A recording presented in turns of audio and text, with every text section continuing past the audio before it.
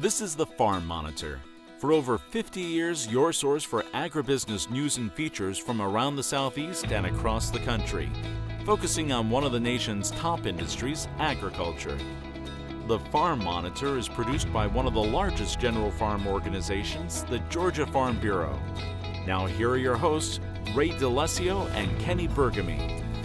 Yes, back in the friendly confines of our warm, cozy studio after what seemed like forever in frigid Salt Lake City for the annual American Farm Bureau Convention. Nonetheless, hey, a good time was had by everybody. So let's continue to have some fun. Yeah, fun and informative, which is always a good combination. Coming up, the event that gets better with age. We'll show you how the Georgia Peanut Farm Show continues to help industry experts navigate challenges and embrace new technology in the face of a tough harvest season. Also on the program, a trip to Savannah for an inside look at Georgia's thriving fruit and vegetable industry, where staying ahead in this ever-evolving field is key. Plus, together, we are celebrating the best of Georgia agriculture. Meet the 2024 Georgia Farmer of the Year and bid farewell to his esteemed predecessor as we take a deep dive into his legacy. It's all happening on the Farm Monitor right now. To Tifton we go, and the Georgia Peanut Farm Show, a crucial event for producers offering vital tools and knowledge, and to honor industry contributors. The Monitor's John Holcomb shows us why it's always well attended. For almost 5 decades, peanut growers here in Georgia have made their way to the Georgia Peanut Farm Show, a yearly event that gives producers the chance to fellowship with one another, see the latest and greatest equipment, and hear updates from experts on the industry. We always see new challenges on the farm, and there's always some new technology and maybe new ways of doing the same things. So we get to look at maybe new planters or updated harvest machinery. And so it's always an opportunity for us to think about how we're doing things, and maybe there's some changes we would like to make to our own production system. But it's a really good opportunity to just see what's out there. Aside from getting to meet with vendors and see the newest equipment, producers also got to attend production seminars in which industry experts like Scott Munford, an extension peanut agronomist with the University of Georgia, spoke about the roller coaster of a year for growers that ended up hurting their crop. Unfortunately, if we get into a situation with a disease problem or insect problem, yeah, they might have done some damage, but we can get in there and correct that pretty quick. And it wouldn't hurt us, productivity, it wouldn't hurt us much. But when you're talking about the weather and its impact on the overall growth and productivity of the plant, you really don't see that as a whole until you start digging. And it's not uncommon for us to see that in small geographic locations, but not across the whole state. Unfortunately, the bad growing season translated to a bad harvest season. As Munford says, growers had grading issues because of the volatile growing season the state saw. Not only did non-irrigated get impacted, but our irrigated did too. And that's where we had, pods that aborted some of the nuts. We didn't get them formed. They didn't fill out all the way to the hull. So we get smaller peanuts.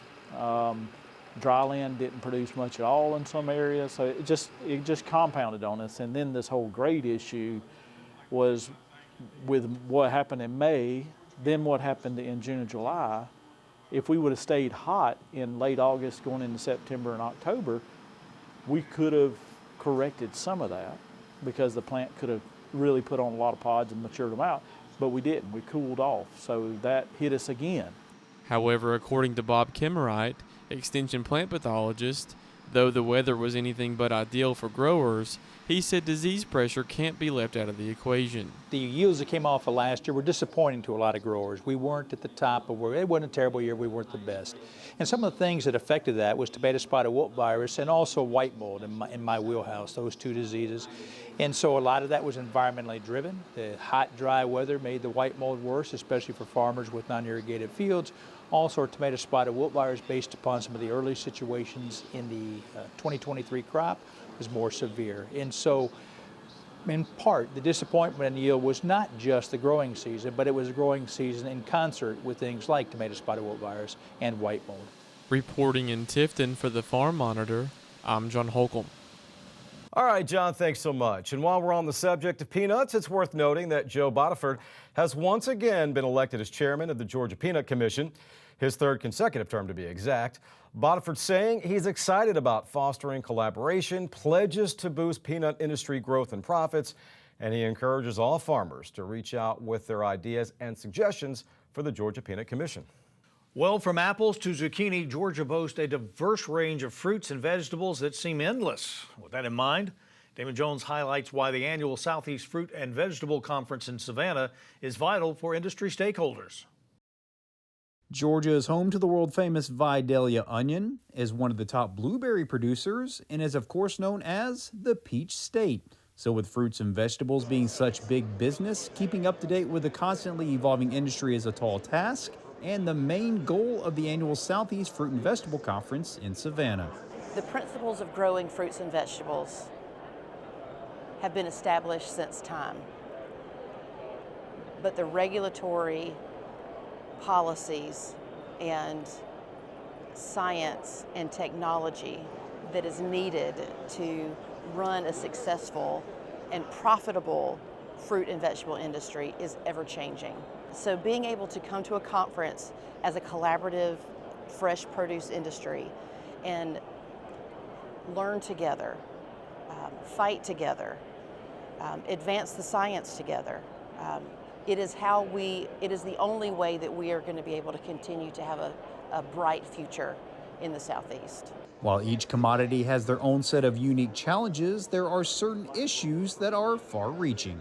Fruit and vegetable growers continue to be challenged by two primary issues. One is labor and the ability to have a stable and documented labor force. The second would be trade issues. We continue to see a surge in imports coming primarily from Mexico and other South American countries that are coming in often at or below our cost of production. So we've got to find a way to level that playing field for American growers. And that means producers must adapt and grow with the times, which makes the more than 100 informational sessions invaluable. How can I move from a large-scale commercial production into large-scale organic production? We're talking through different ways to integrate robotics and precision agriculture just to make things more streamlined. And then we're also talking through fumigation, pesticide updates, regulatory updates. So from A to Z, we've got it going on. That applies for the trade show as well, where a record number of visitors got an up-close look at the latest technology that shapes the industry. We kind of call it, seed to shelf. Everything from supplies for growers to grow their crops, to machines for harvesting and packaging and mechanization, to the chemicals and other inputs that we provide. It's really a one-stop shop for growers to come and form new relationships, but also strengthen relationships they have with existing suppliers and exhibitors. Having the right information and relationships is more important than ever, especially during this trying time. Our trends right now are how can we do more with less? We continue to have record input costs and inflation, so growers are looking to sharpen their pencil and sharpen their tools, so to speak, so that they can increase yields and hopefully maybe lower some of those input costs and have a better bottom line at the end of the day. Reporting from Chatham County, I'm Damon Jones for the Farm Monitor. Well, like the old saying goes, out with the old and in with the new. In this particular case, we mean it as a compliment. When we come back, a fitting tribute to the reigning Georgia Farmer of the Year and an introduction to his successor.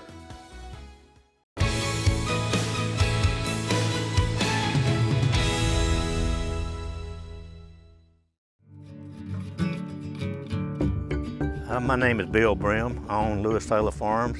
Stanley Culpepper, University of Georgia weed scientist. I remember the first time I met my son here, Dr. Stanley Culpepper. I asked him that he was working with cotton, and I said, we need somebody to work on vegetable herbicides. Once I really started working in vegetables, keeping in mind I couldn't identify half of the vegetables when I came to Georgia that I currently work. It was actually Bill Brim who took me under his wing, taught me how to grow a vegetable crop. Well, I needed to learn how to grow the crop, produce the crop, manage the crop, even market the crop if I'm gonna be a really, really good specialist in vegetables. And Bill took me under his wing. With Dr. Culpepper, he and I just hit it off right away when he came here because he was a worker. and we were so impressed with what he was doing. So as a new specialist, there was a lot of pressure I felt on me that I should be the expert in every single crop that I'm working. And now, 24 years later, I realize that's not the case. What you need to be an expert in is building the relationships with those in the county, right? For me, it was Bill Brim. He was my very first grower that I built a relationship with, who spent the time, again, took me under his wing to understand what's needed in the vegetable industry. You just don't know all the times and things that he's been out here and done over the years, and I mean, bringing his daughter out here to the farm to me, and we're just like a family to us, because and that's the way he wants it, because I mean he loves working with people and he loves doing his job. We all fulfill our specific needs in different ways, but for me, it's the ability to get up every day and help family farms as they strive to feed and clothe the world. It is just some kind of empowerment in myself just to know that I play just a small role in the success of Bill Brim and Lewis Taylor Farms, as well as hopefully many thousands of other growers. Kenny Burgaby back here with you on the Farm Monitor. Say hello to your 2024 Georgia Farmer of the Year, Bruce Redmond of Effingham County. Redmond, who operates Shiloh Farms, assumed full ownership in 2018 after the passing of his father, Larry Redmond. His operation consists of 2,800 acres of both dry land and irrigated acres of peanuts and cotton. This fall, Redmond will represent Georgia for a chance to be named Southeast Farmer of the Year during the annual Sun Belt Expo. I'm very honored and flattered to be chosen to represent the great state of Georgia. Obviously I like competition or a challenge, or I wouldn't be farming. Very, very excited and see what the future holds for us. So with that being said, time now for the passing of the torch and a fitting send-off to Georgia's 2023 Farmer of the Year, Bart Davis. In a world where recognition often seeks out the deserving, there are those who would rather have the spotlight shine down on someone else. And that, my friends, pretty much sums up Bart Davis.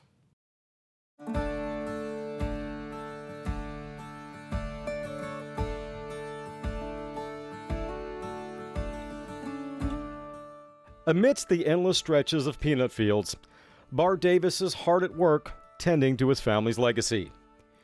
With a deep-rooted love for agriculture, Davis has transformed this once 500-acre family farm into a sprawling 5,000-acre operation over 4 decades.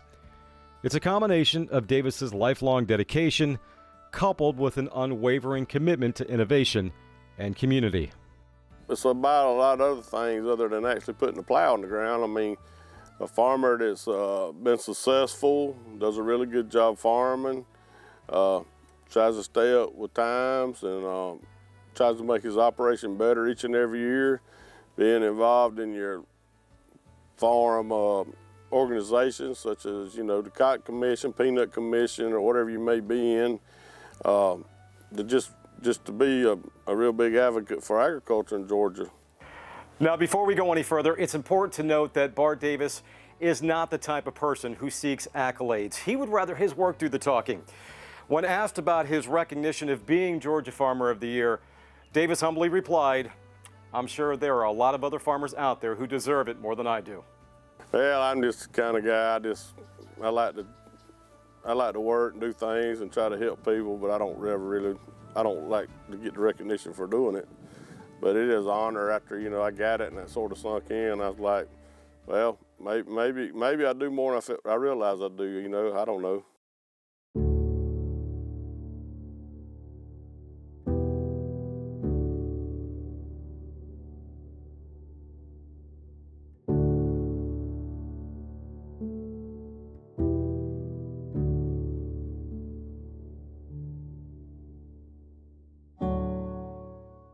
For Davis, farming isn't just a profession. It's a way of life. A journey that began at the tender age of 18, following the untimely loss of his parents during his senior year of high school. With resilience as his guiding force, Davis embraced his role as a steward of the land. Today, Bart focuses on cultivating cotton, peanuts, and corn, while also managing a thriving cattle operation. I was actually planting the crop We was actually planting peanuts the day Daddy died, which was April the 7th, 1982, the day he passed away. So sort of got thrown in my lap sooner than what I was expecting. Of course, you know, I felt like the world was coming to an end, but friends and family and just working every day and loving it. And the good Lord blessed us, and I've been successful at it. But Davis's contributions extend far beyond the boundaries of his own farm. He has actively given back to the industry by assuming leadership roles. For a decade, he has served on the Georgia Cotton Commission Board, now as its chairman. Additionally, Bart chairs the Georgia Boll Weevil Eradication Foundation and represents Georgia on Southern cotton growers and Cotton Incorporated at the national level. His dedication to the industry, a testament to his passion for agriculture. You got to be dedicated to it. You can't just want to do it because you like it, and you know, if you don't want to work that day, you don't work. You know, we work every day out here. I mean, there's something to do 7 days a week, 24 hours a day out here if a man's willing to do it, you know. But I don't know, it's tough. I mean, if a young man today, you know, like my boys and my daughter, you know, they love it, they involved in it. You know, of course, I was the second generation farmer, and now they third. If you got somebody that can help you, you know, a family member or somebody willing that you can work with and maybe learn from them, and then possibly let them work some land, it's probably the best way for a young man to get started today. But if he don't have some kind of way to get started, I mean, it's just almost impossible to start from scratch. As Bart Davis continues to shape the future of farming in Georgia and beyond, his story serves as an inspiration for aspiring farmers and a testament to the enduring spirit of agriculture in the Peach State. In Doran, Georgia, for the Farm Monitor, I'm Ray DeLessio.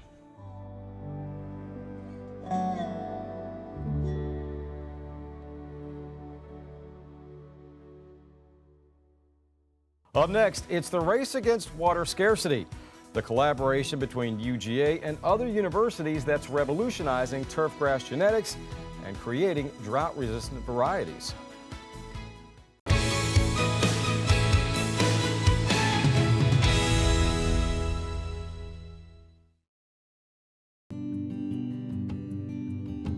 My name is Wally Yokoyama. I'm with the Western Regional Research Center in Albany, California. I work in a unit called Healthy Processed Foods. We realized that environmental problems due to agriculture were becoming more and more of an issue. And so we thought that you know, looking at wine grape research would be a good mix of environmental research and health research. And so we started a new 5-year plan on looking at the health effects of wine grape products. I don't know the exact tonnage, but on a percentage basis, I think about 40% of the harvest is waste. It's a tremendous problem because you can only spread so much of it back onto the ground and feed so much of it to livestock. And so somehow or another, you've got to get rid of it. And so our idea was to eat it. It turns out that one of the effects of these bioactive compounds in wine grapes is to change the microbiome, the gut bacteria population in the gut. What we're hoping to accomplish in our research is to help the American population to try to prevent metabolic diseases, diabetes, heart disease, fatty liver, high blood pressure, through these bioactive compounds that reduce the source of the problem, which is inflammation through the gut.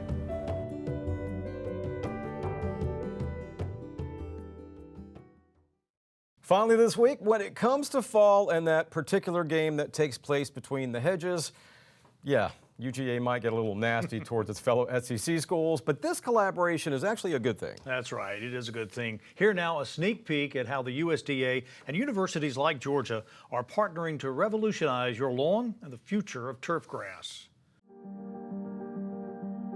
We're in an interesting time where turfgrass is being removed from landscapes because of using too much water. With our growing populations and increasing drought periods, water is becoming more and more pressing issue for turfgrass management. At the same time, if we take turf grasses out of the landscape, one of the best known biofilters to man gets removed from the urban landscape. Grass in the past, was thought of as, it's guzzling, it drinks so much water, but the reality is that's not true, and that these guys are creating grasses that are so much more drought tolerant. Many of the standard cultivars that have become commoditized over the years are no longer performing under today's standard. So we had to make a choice. And the choice was we were going to go away with the dinosaurs, or we were going to improvise and go to some of these newer varieties that were so much more drastically different and new and improved from the cultivars we had been producing. The Warm Season SCRI program is a collaborative project between several universities, Texas A&M University, Oklahoma State University, the University of Florida, University of Georgia, North Carolina State University, and the University of California, Riverside.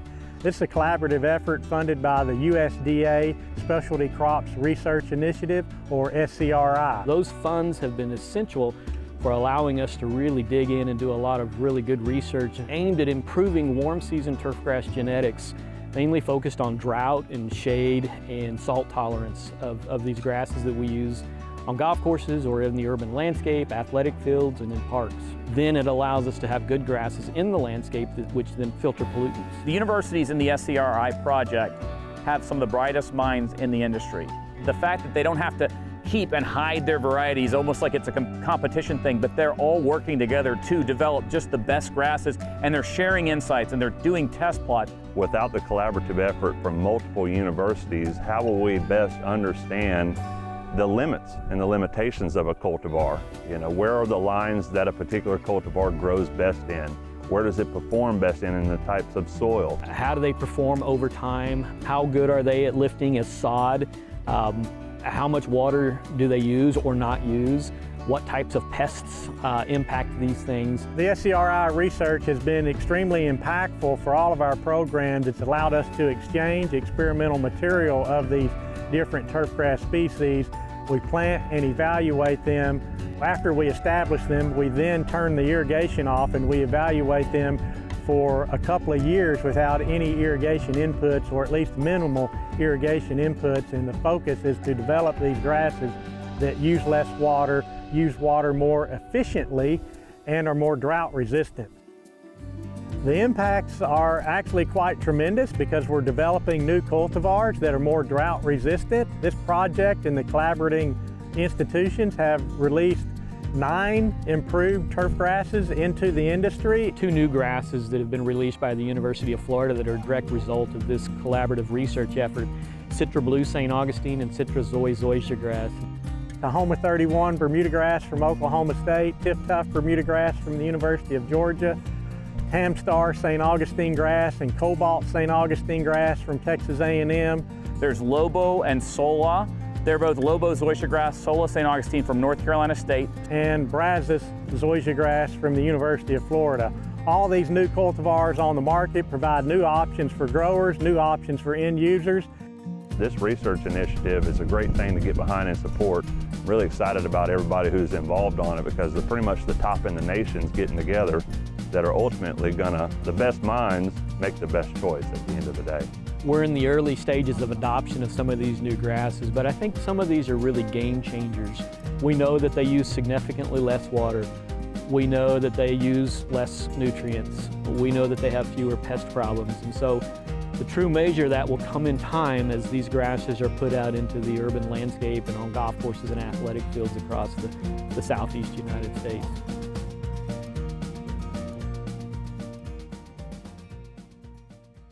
Pretty cool stuff. What's not cool, though, is the fact we're out of time. I know. Take care, everybody. We'll see you next time here on the Farm Monitor. Stay safe and have a great week.